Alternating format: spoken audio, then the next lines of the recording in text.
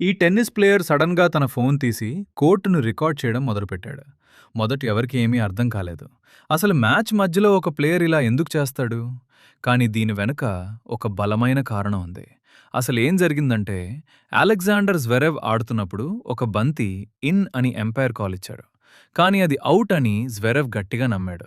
దాంతో విసుగు చెందిన అతను నేరుగా ఎంపైర్ దగ్గరికి వెళ్లి ప్రాపర్ చెక్ చేయమని డిమాండ్ చేశాడు. కానీ ఇక్కడే ఒక చిక్కు వచ్చి పడింది. రూల్స్ ప్రకారం కేవలం ఎలక్ట్రానిక్ సిస్టమ్ ఇచ్చే డెసిషనే ఫైనల్. అక్కడ ఎటువంటి డిబేట్కి తావులేదు. అప్పుడే పరిస్థితి మారిపోయింది. జ్వెరెవ్ ఆ విషయాన్ని వదిలేయకుండా ఎవరూ ఊహించని పనిచేశాడు. తన ఫోన్ బయటికి తీసి బంతి ఎక్కడ పడిందో ఆ మార్క్ని ఫోటో తీశాడు. అది చూసి క్రౌడ్ అంతా షాక్ అయ్యారు. గతంలో కూడా జ్వెరెవ్ ఇలాగే కోపాన్ని ప్రదర్శించాడు.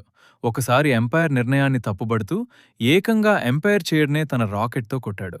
కానీ ఈసారి అతను ఆవేశాన్ని పక్కన పెట్టి ఒక కొత్త దారిని ఎంచుకున్నాడు. అది కోపం కాదు, ఒక ప్రూఫ్. బంతి సరిగ్గా ఎక్కడ పడిందో ఫోటో తీసి ప్రపంచమంతా చూసేలా సోషల్ మీడియాలో పోస్ట్ చేశాడు.